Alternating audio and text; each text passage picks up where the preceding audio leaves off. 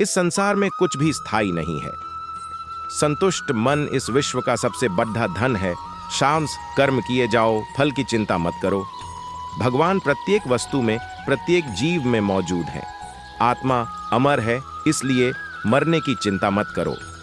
आत्मा का अंतिम लक्ष्य परमात्मा में मिल जाना होता है। इंसान नहीं, उसका मन किसी का दोस्त या दुश्मन होता है।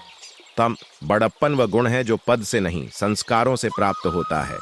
व्यक्ति या जीव का कर्म ही उसके भाग्य का निर्माण करता है। वर्तमान परिस्थिति में जो तुम्हारा कर्तव्य है वही तुम्हारा धर्म है।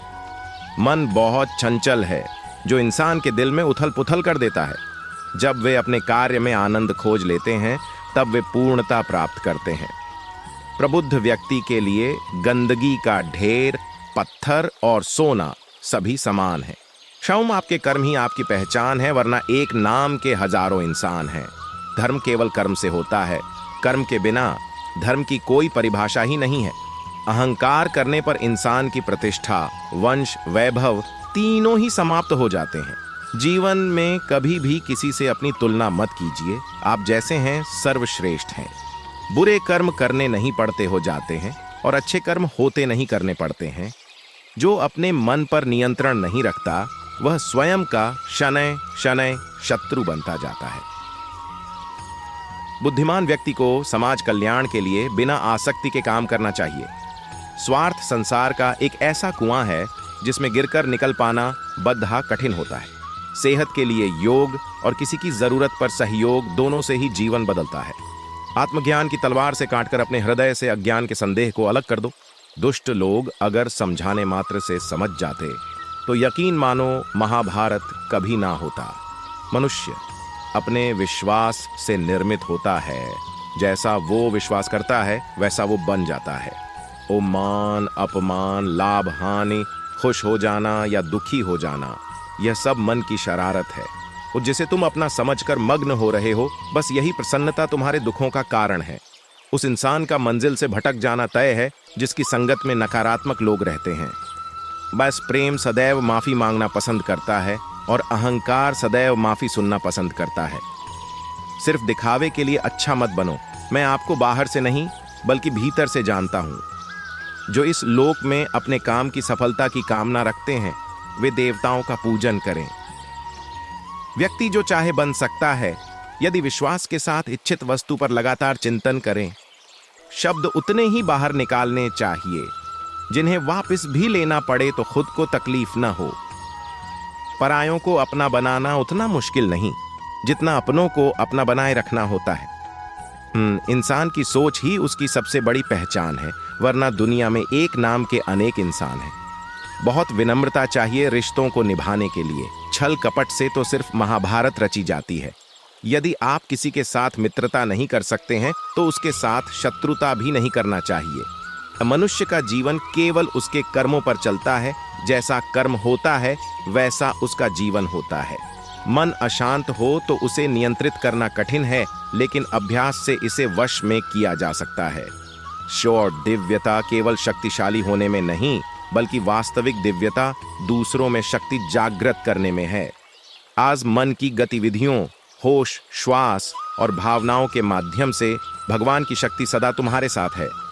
दाउस जीवन में वाणी को संयम में रखना अनिवार्य है, क्योंकि वाणी से दिए हुए घाव कभी भरे नहीं जा सकते। जब हम स्वयं जीवन के शिल्पकार हैं तो चलो हम अपनी मुश्किलों को हराते हैं, जीवन में मुस्कुराते हैं। एक बार माफ करके अच्छे बन जाओ, पर दोबारा उसी इंसान पर भरोसा करके बेवकूफ कभी न बनो। न हार चाहिए न जीत चाहिए। जीवन में अच्छी सफलता के लिए परिवार और कुछ मित्र का साथ चाहिए। जैसे इसी जन्म में जीवात्मा बाल, युवा और वृद्ध शरीर को प्राप्त करती है, वैसे ही जीवात्मा मरने के बाद भी नया शरीर प्राप्त करती है। इसलिए वीर पुरुष को मृत्यु घबराना नहीं चाहिए।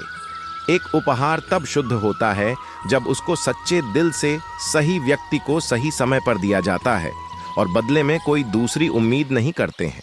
कड़े संघर्ष के बाद प्राप्त होने वाला सुख जिसने आपके दुखों का अंत किया है।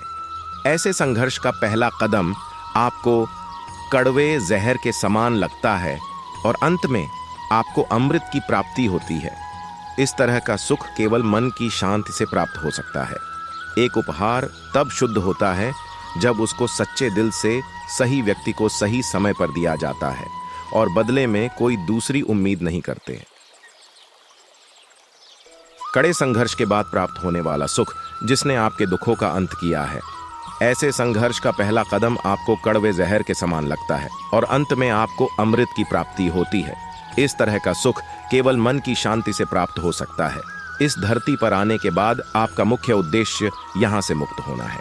केवल वहीं मनुष्य मुक्त हो सकता है जो अपने कर्मों में दृढ़ संकल्प के साथ स्थिर है और सुख दुख को समान रूप से सहन करता है। जो मनुष्य अपनी आत्मा की बात सुन सकता है वह मुझसे बात कर सकता है और देख भी सकता है। अपने सभी कर्मों को कृष्ण पर केंद्रित होकर करो। आसक्ति को त्याग दो। सफलता और असफलता को एक समान दृष्टि के साथ देखो, क्योंकि आध्यात्मिकता का अर्थ ही होता है समभाव। वह मनुष्य जिसने घृणा को त्याग दिया, जो सभी प्राणियों के साथ समान व्यवहार करता है, जो सुख दुख और दर्द पीड़ा से अप्रभावित हैं, जिसके अंदर करुणा भरी हुई है और मन शांत है, उसने सही मायने में मुझे प्राप्त कर लिया है। यही वह मनुष्य है जिसको मैं सबसे अधिक पसंद करता हूँ। इस विशाल संसार में तुमको केवल कर्म करने की छूट है। इसके अतिरिक्त फल की इच्छा और स्वार्थ सब निरर्थक हैं।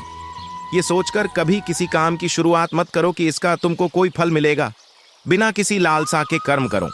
जो आदमी मुझे हर चीज में देखता है और मेरे होने के एहसास को अनुभव करता है, वह मेरा सच्चा भक्त है। ऐसे भक्तों से मुझे प्रेम है। इंद्रियों का काम ही है भटकना। जब कोई मनुष्य अपना मन उनके पीछे छोड़ देता है तो समझ लीजिए कि उसने छेद वाली नाव में सवारी शुरू कर दी है, जिसका डूबना तय है। अनमोल सार का वीडियो देखने के लिए धन्यवाद। आपका दिन शुभ हो। Please subscribe. जय श्री कृष्ण।